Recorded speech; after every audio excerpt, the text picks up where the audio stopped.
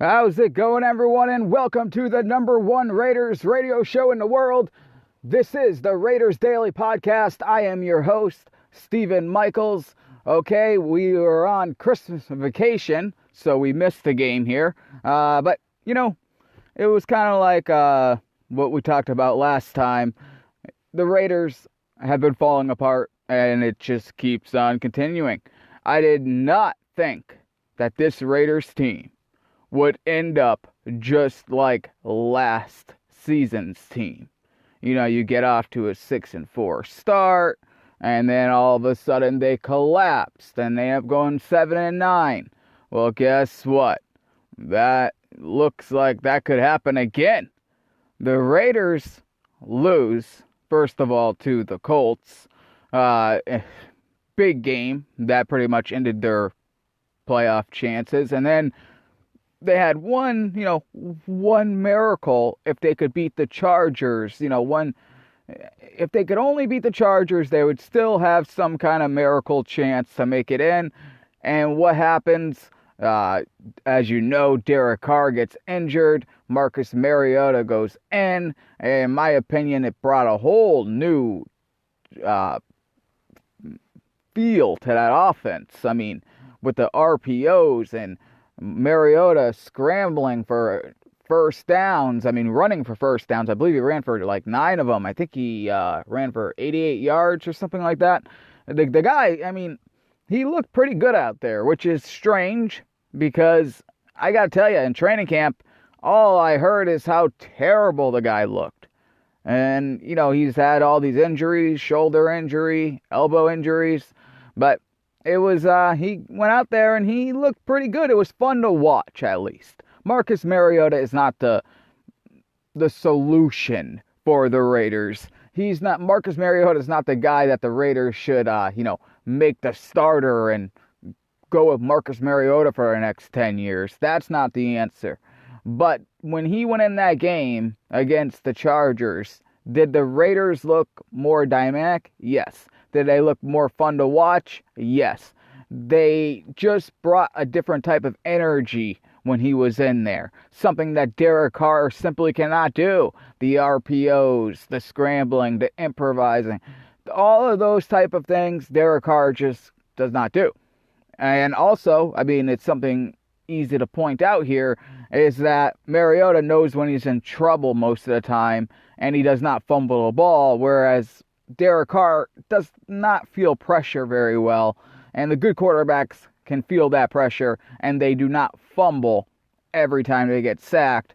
Derek Carr, unfortunately, fumbles a lot when he gets sacked. I think he might still be averaging 1 fumble per game every time he gets sacked, which is just terrible. But anyways, it's not all Derek Carr's fault, this big collapse the Raiders have been on. They were once 6-4. They have a lot of playmakers on that offense. Yes, there are. You could say that this is a team game, and Derek Carr and the Raiders, that offense, they do deserve some blame. I mean, look at the last game against Miami, which we're here to talk about. That Miami game, the Raiders were in the red zone. They should have blown out Miami. Instead, they were settling for field goals. They could not get it in the red zone. When they're in the red zone, they couldn't get a touchdown, I should say. They were just kicking field goals, and that's just something that's been happening for the last 6 games. It really has. Not scoring touchdowns. And Derek Carr, I mean, he deserves some of that blame. Go watch the game against Miami. I mean, the commentators were saying it on TV. Darren Waller wide open in the end zone. I mean, it was the NBC crew for Sunday Night Football. Even though the game was on Saturday. They had John Gruden right on camera, just putting his hand in his face when Derek Carr did not make a pass in the end zone or made a bad decision. So you could tell John Gruden was not happy with some of the decision making in that Miami game. But it really comes down to this. The Raiders defense was playing pretty good against, the new rookie quarterback in Miami, and Tua. They were doing pretty good. But as soon as Ryan Fitzpatrick came in there, and I don't know what it is about this Raiders defense. You would think they would have more of a problem against a guy who's scrambling and running around and things like that. But no, a guy who sits there like a statue, let's say a Matt Ryan, for example, destroys them. And it's weird. It's so weird. So what happens in this game? The Raiders their defense was pretty much stepping it up. And keep in mind, they don't have their defensive backs coach. It's a whole thing going on there. They're, with the COVID. And the Raiders were doing a good enough job. Like I said, they should have been blowing out the Miami Dolphins at this point. They really should have. I mean, they let up. They should have had, 28 points probably in that game. They were really hammering them. And some reason, they could just not, they couldn't seal the deal. I mean, you think they would have. There's a lot of controversy what Jon Gruden should have did at the end of that football game. And I'll tell you something right now. That controversy, in my opinion, is valid because when Josh Jacobs first slid down, I understood. Make Miami call a timeout. But at that point, you got to remember that, this defense isn't very good. Ryan Fitzpatrick already shredded them, right? I mean, you already know what this guy can do. He's going to go out there and shred them. And, they should have scored right there. Instead, what is the point of going up 2 points? I don't get the logic in that. The Raiders could have easily just scored a touchdown and then went for a 2-point conversion. And if they get the 2-point conversion, they're up by a touchdown. Then Miami would have to go down the field with a minute, 30 seconds and get a touchdown? I'd rather take that chance than Miami. I'm sorry, that's how bad his defense is. I'd rather take that chance than have Miami have the ball with 19 seconds. First, you got to punt, okay? So you get at a 25-yard line. Then all you really need is one big play to get in field goal range with 19 seconds. That's all you need. And that's all what the Dolphins needed. As Arnett got burned, I believe it was Arnett, he got burned. No safety help over the top there. And, they get a big play. And Arden Key really is the one who caused this. Grabs Ryan Fitzpatrick's face mask for I don't know what reason. There is no reason for that at all. Gives them an extra 15 yards, which puts them in field goal range with only 18 seconds. And they win the game 26-25, and the Raiders drop to 7-8, and their playoffs hopes just go out the window. I mean, it's just unbelievable. Unbelievable. But like I said, the Raiders should have never been in that position. In the second quarter of that game, they kicked, I believe it was 2 field goals, in the second quarter of that game. That shouldn't have happened.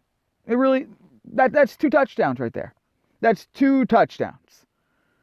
So either way, the Raiders should have went into halftime being up, 21-6. And then, of course, in the third quarter, the Raiders settled for another field goal when they should have got a touchdown. So there you go. There's 28 points. The Dolphins only scored 7 in the third quarter.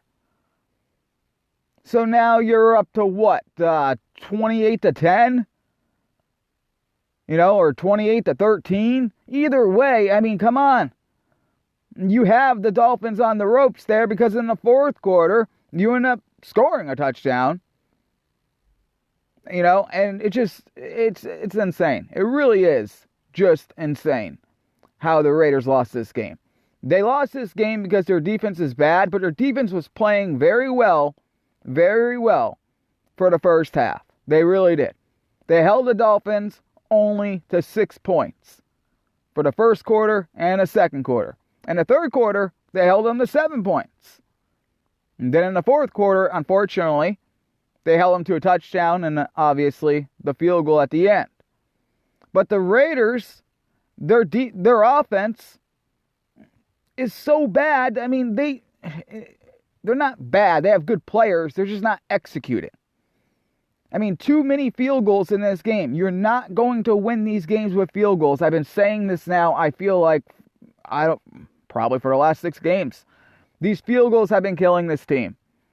Now the Raiders are out of the playoffs, and now we are looking at the last game of the season, a meaningless game for the Raiders as they take on the Denver Broncos. It's basically, who's going to get a better draft pick at this point.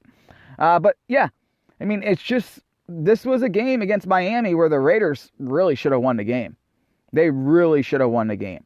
And it was also, no one knew who was going to start. Derek Carr ended up starting. I figured that because after what Derek Carr was watching on the sidelines as Mariota was playing against the Chargers, there is no way Derek Carr was going to sit back there and say, I'm going to let this guy go out there and do what he just did. Now, I'm not saying Marcus Mariota was, Mahomes out there, but he brought a different look. And the fans were excited. All you have to do is go on social media and see. The coaches were excited.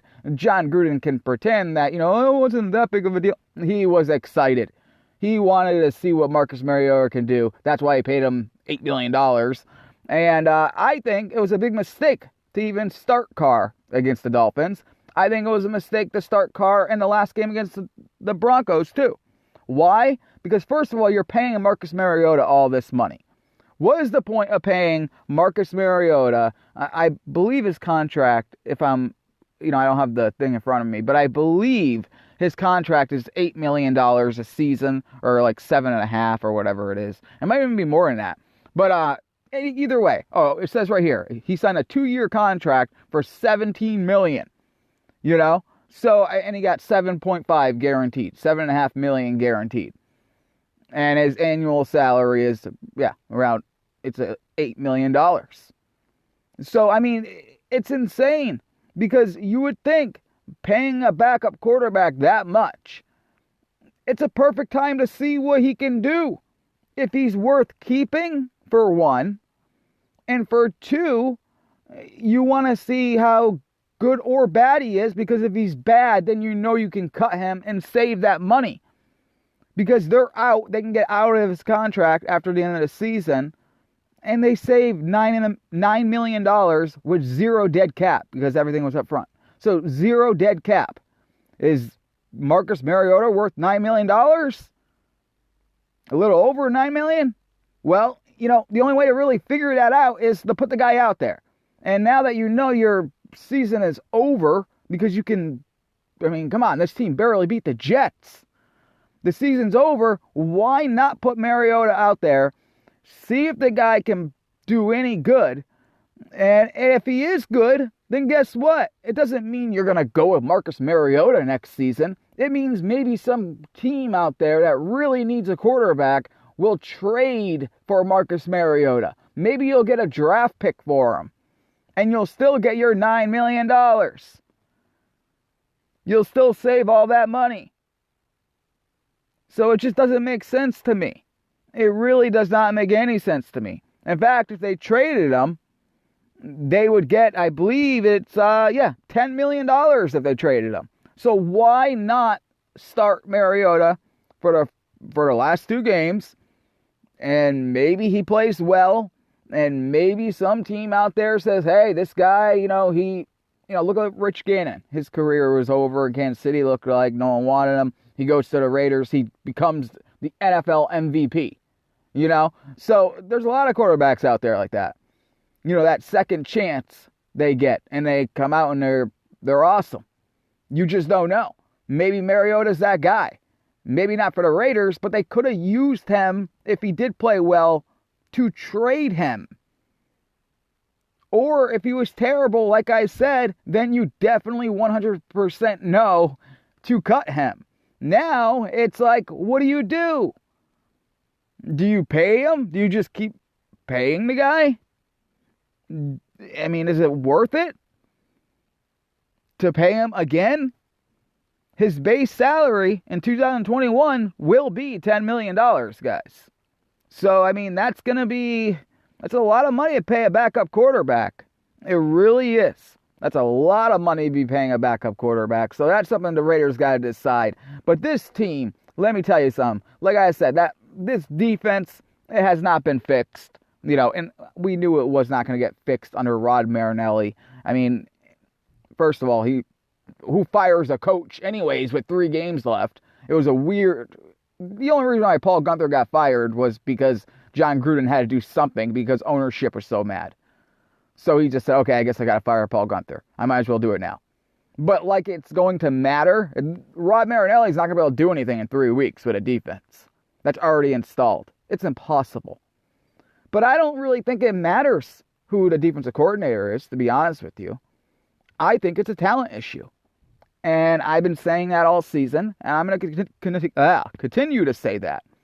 I don't think Paul Guenther is a very good defensive coordinator. I will always say that. I think it's too complicated. I think it's just too... I mean, he's just not good. He doesn't blitz enough. And, the Raiders don't know how to utilize the players they have. LaMarcus Joyner, really, I mean, this guy's not even playing the position he's best at.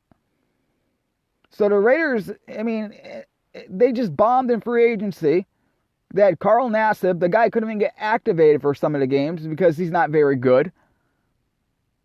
Clinton Farrell was, kind of having a okay season, not 4th overall in the NFL draft type season, but, an okay season, but he's been hurt and the COVID and all that kind of stuff, so that's been hurting him. Corey Littleton was not worth the money, that's for sure.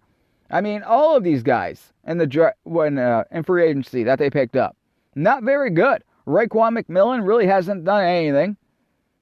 Zay Jones, remember they gave a 5th round pick for Zay Jones? This guy has done nothing. Henry Ruggs doesn't get the football because I guess he's been injured in practices too much, and John Gruden cares about practice a lot, apparently, because Henry Ruggs gets no targets. I believe he got 5 targets against Miami. But, I mean, why draft him so high then if you're not going to throw him the football? It makes no sense to me. But like I said, this team does need a lot of help. Their secondary is probably the worst secondary in football. And I know they have a lot of injuries. But even if they're fully healthy, let's say everyone on their defense right now, okay? Everyone on their defense is fully healthy and they're going to play. They're still going to be bad. They have proved that all season long. It does not matter. These players are not good enough. They have a few good players on defense. I would say probably 5 out of the whole defense. Other than that, they need all new players on that defense, especially in that secondary. Mullins, this guy, wow, he's up and down, up and down.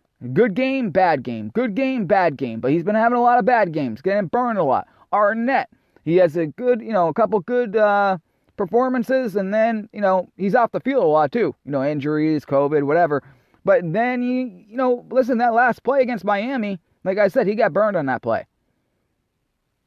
And then you got guys like Arden Key, like I said. Arden Key is not going to be on this roster next season. There's no way.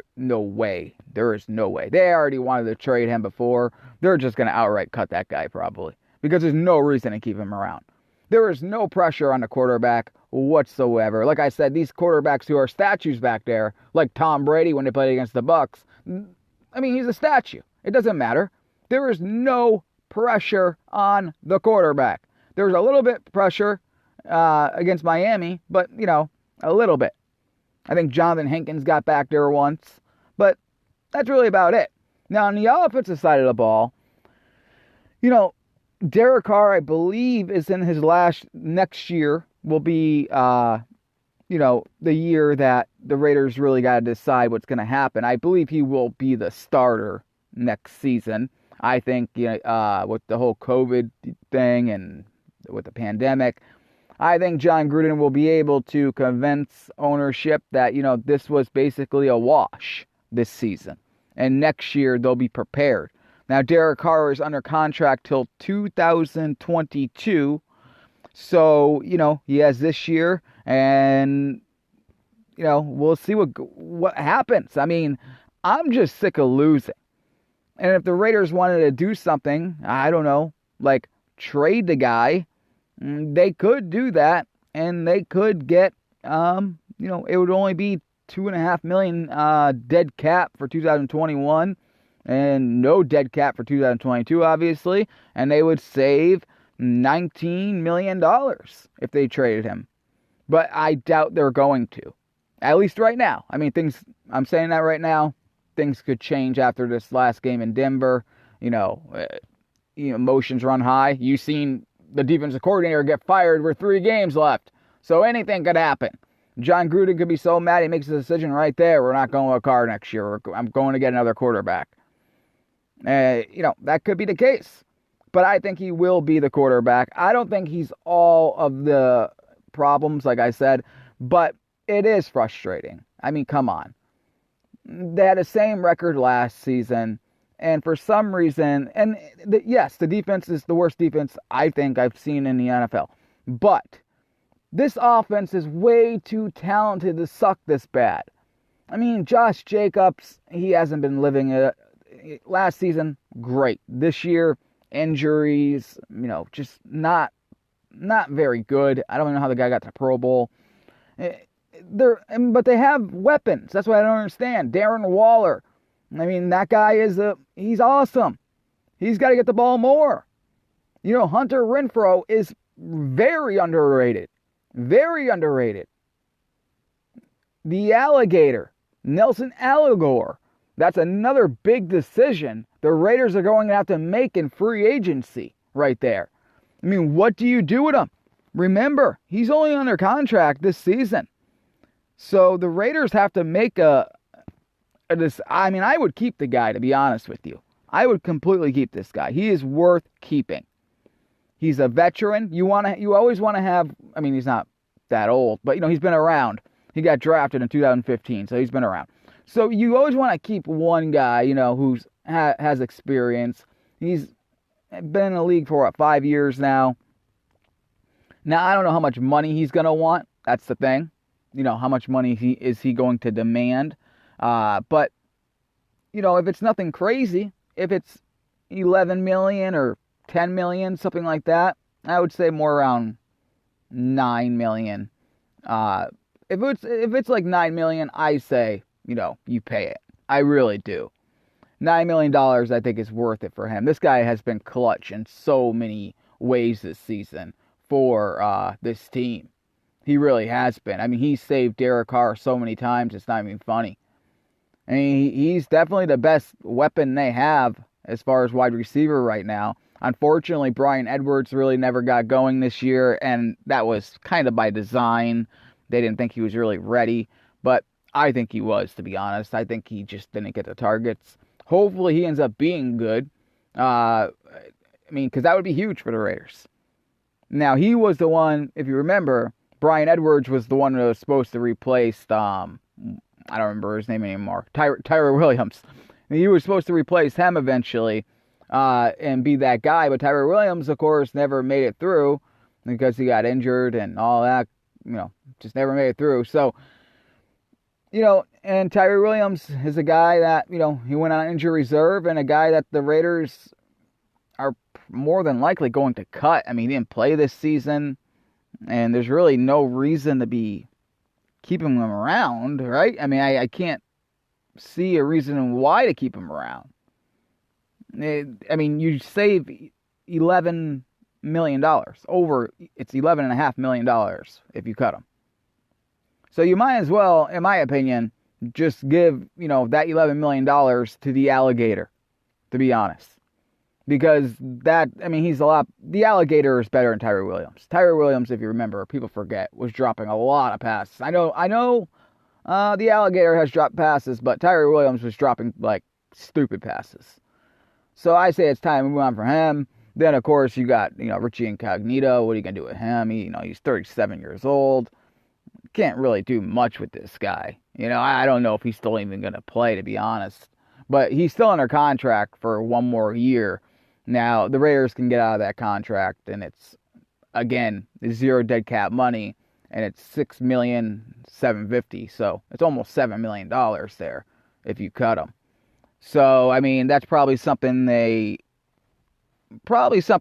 do, because, I mean, I think Richie Incognito is pretty good, but at the same time, the guy is 37 years old, so you probably should move on from him. The Raiders are going to need some money.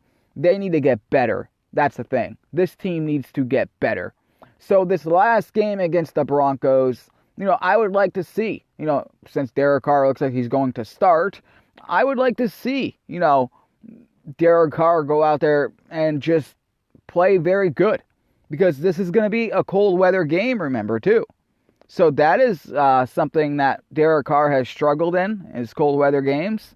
So I hope it's freezing, so we can really see what Derek Carr can do, even though he's going up against a defense, by the way, that's points per game. They're ranked, they're really bad. Points per game.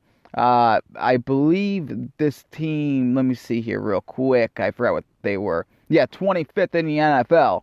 They are. So, they are 11th against the pass, but, it's the Broncos. The Raiders already showed, the Derek Carr already showed he could really throw it off them. They can run it off them. Broncos are a 26th ranked defense in the NFL. The Raiders are better than that, for crying out loud. So, I mean, this is a game where I want to see what Derek Carr can do. Now, the one big thing, what I'm really looking forward to, is the Broncos have a number 1 ranked red zone defense. The number 1 ranked red zone defense. As we know, the Raiders, their red zone offense is ranked 25th, and they have struggled. That's why they lost against Miami, because they can't score touchdowns in the red zone. I want to see Derek Carr make some plays and make the right decisions and get the ball in the end zone. Once they're inside the 5 or in the 10, they got to start doing that. I mean, because if you're going to have a quarterback that can only be good for 8 games and then falls off every year, there is no point in having Derek Carr, if that's the case. If he's only good for 9 games or 8 games and he collapses every year. I mean, this guy, you got to remember, was once paid $120 million. He is the franchise quarterback. You guys at home deserve to be in the playoffs with a quarterback that's getting paid that much money. He went into this season saying he wants to be respected. Well, guess what? I mean, you need to win games. And I understand your defense is very bad, but guess what? So are the Kansas City Chiefs defense, and they are the reigning Super Bowl champions. They had like the 30th ranked defense last year. They were awful. They were completely awful. They still are awful on defense. But their offense was so explosive. Their quarterback made plays when they needed to be made, and they won a Super Bowl. So even with a bad defense, offense can win championships. The Chiefs showed that last season. They are doing that again this season. They are winning football games. So the Raiders, I mean, this defense may be bad, and it does have to get better. Don't twist my words here. They need a lot of help. They need a better defensive coordinator we'll talk about on our next show, our off-season show. But their offense, they need to get better as well. Their defense is just a train wreck. That's going to be a whole entire show about their defense. So we shall see, guys, the last game of the season, the Broncos versus the Raiders. Can this Raiders team give you guys something? I was hoping they would give you a Christmas present by beating Miami. Unfortunately, they couldn't stop Ryan Fitzpatrick with 18 seconds left with 0 timeouts. Disgusting. That's what that is. Disgusting. Either way, yes, John Gruden, in my opinion, made the wrong decision there at the end. But either way, if the other team has the ball with 18 seconds with 0 timeouts and you can't close out that game, you suck. And that's exactly what happened. So we will see if the Raiders can beat the Denver Broncos. I can't believe I've even got to say that. It's so embarrassing. We will see if they can beat a 5-win team. Raiders aren't much better at 7 wins. But maybe the Raiders can go 8-8 and they can end up 500. I mean, that's been John Gruden's coaching. It's pretty much he's always 500, right? Besides that one Super Bowl ring. That's another thing we're going to bring up here. Is John Gruden the right coach for the Raiders? It's time to start asking those questions. And we're going to ask those questions after this football game after this week, after the Denver Broncos game, our next show. That's going to be the big conversation. I will see you then. My name is Stephen Michaels. This is the Raiders Daily.